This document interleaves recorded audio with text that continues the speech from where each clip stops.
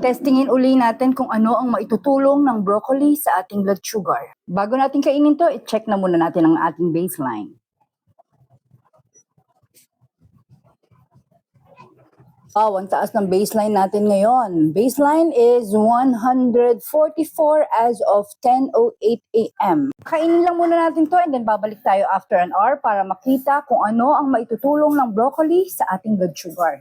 Again, ang paborito nating seasoning, parsley garlic salt. Organic at super healthy. Tangkay ng broccoli ay kakainin natin dahil meron ding fiber to. Nakalipas na ang isang oras, i-check na natin kung ano ang nagawa ng broccoli sa ating blood sugar.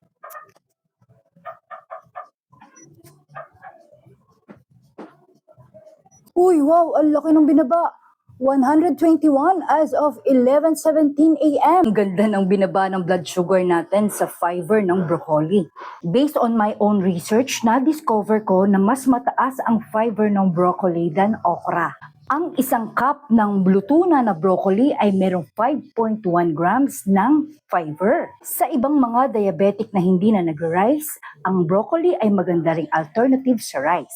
Sa mga diabetic naman na kumakain pa rin ng rice, mas magandang kumain muna ng fiber bago kainin ng rice para hindi mag-shoot up o mag-spike ang blood sugar mo. That will be all for my today's journey. See you all tomorrow for my tomorrow's journey. Bye!